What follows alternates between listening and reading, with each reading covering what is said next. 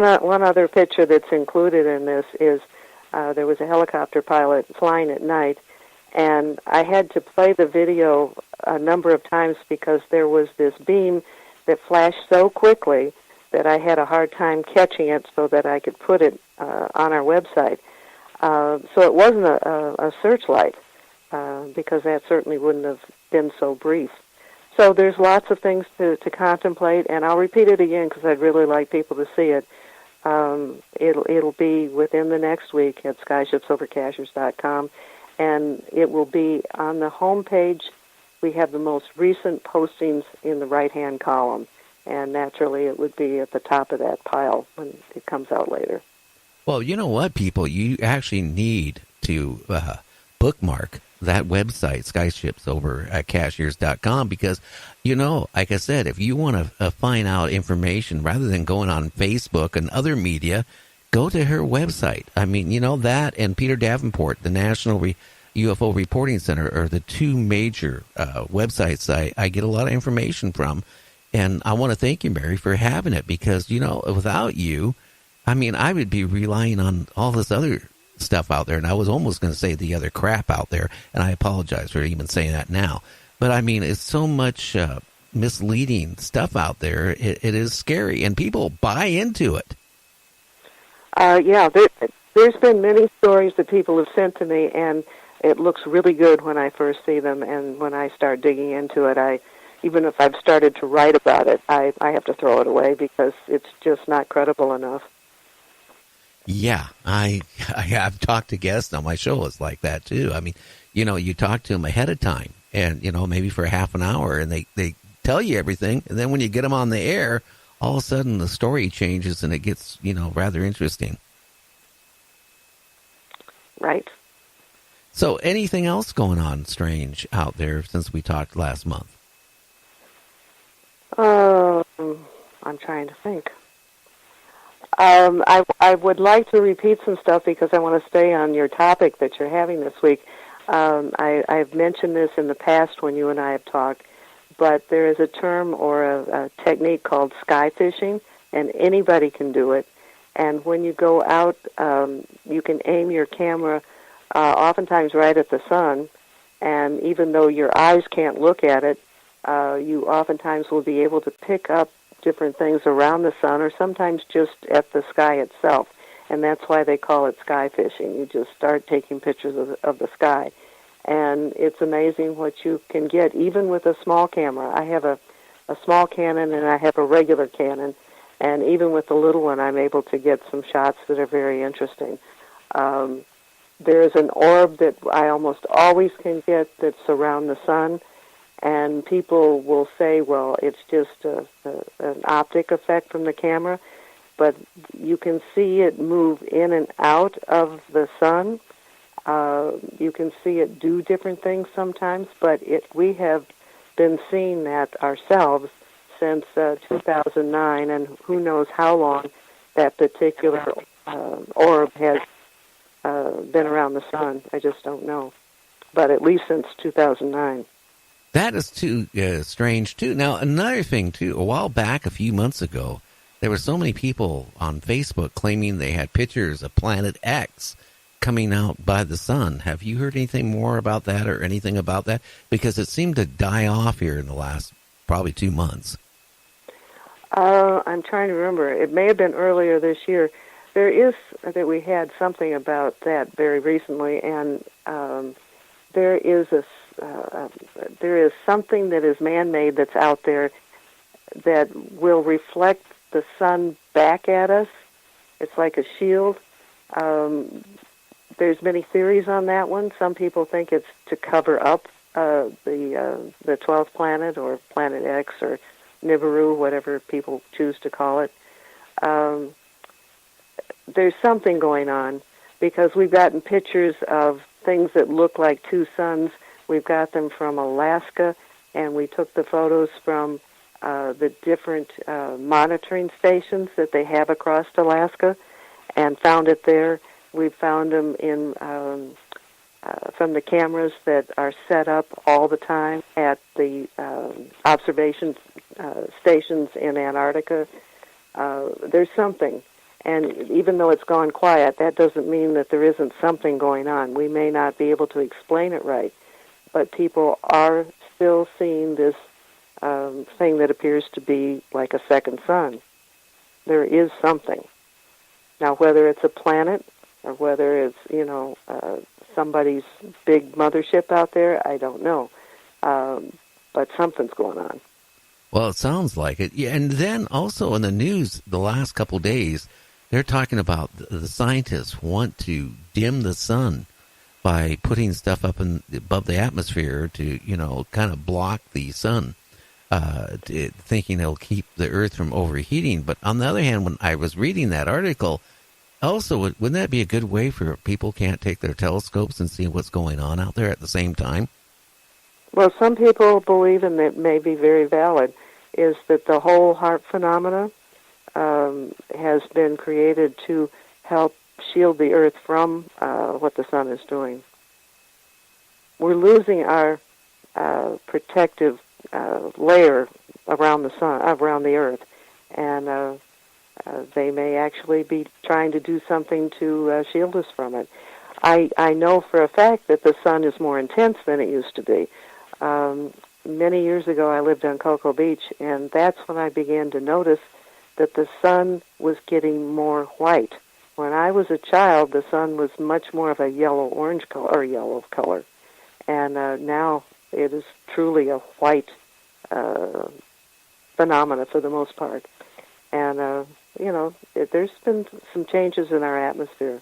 Oh, yeah, I've noticed that, too, and I think I've mentioned it to you, too. But one thing I have noticed is, especially the last 2 years, more than ever, you go outside about 3 o'clock in the afternoon, and it just doesn't seem as bright outside as it did a few years ago. It almost, you go out at 3 o'clock, at least where I live on the West Coast, it almost feels like you're stepping out around 6 o'clock during the summertime. The brightness isn't there like it was. I mean, it's kind of, how can I say it? It seems dim. And I've heard that from a lot of other people saying the same thing. They notice that the sun isn't as bright and intense as it used to be. Now, have you even noticed that yourself? I have not. Yeah, you might want to this coming... I will be more observant and see if I see any of that. But what I have seen, and it's still consistent, is if you look at the sun, it is white. Yeah, I've noticed that.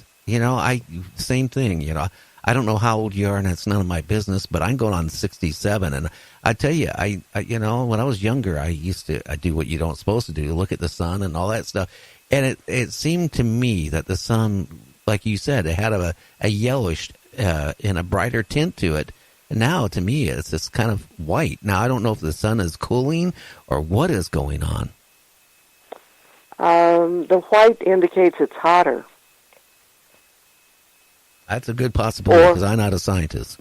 Yellow is a cooler color than white. White is, you've heard the term white hot, and white is hotter.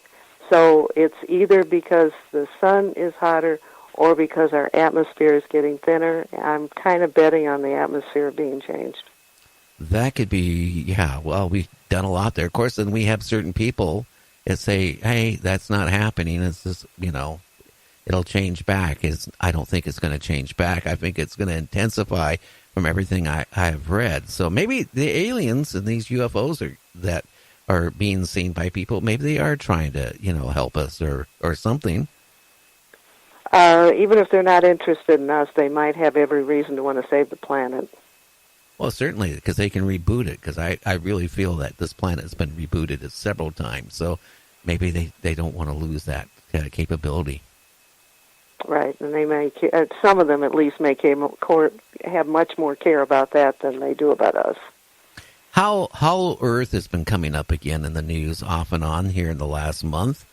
I was reading an article that the person that wrote it claims that there are aliens in our inner Earth, and that's where we see a lot of UFOs coming and going.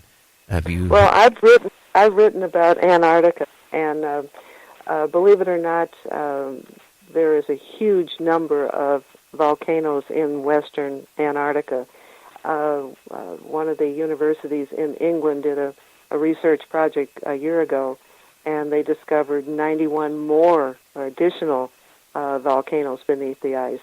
And volcanoes create tubes and big caverns when the lava is flowing.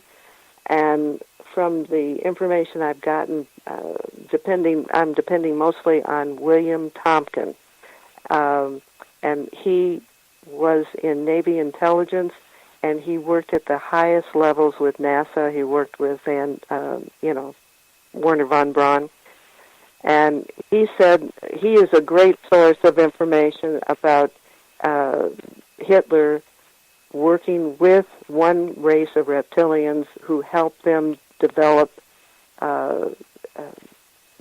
spaceships, and that they were located in these chambers that had been created by the volcanoes and had been there for, who knows how long, and that they still are there. And even before World War II, Hitler and his group were in connection with them. And, that's not exactly what you call the hollow earth, but it is beneath the surface, and, something really is going on there. I would suspect if you type Antarctica into our search bar on the homepage, you might be able to find a number of articles we've written about that. Oh, yeah. Well, our time is almost up. Again, you wrote some books. Why don't you, mention your books and where they can find them? Okay, all righty. There's 3 books that are in publication right now. One is Cherokee Little People Were Real, and you and I have talked about that subject before. One is, Underground Military Facilities Hidden in the North Carolina Mountains. And the third one is Tangible Evidence of Jesus Left Behind for Us to Find. If you go to Editor's Corner on the homepage and scroll to the very bottom, there's a 1-paragraph summary of each of those books, and there's also a sample chapter from the Jesus book.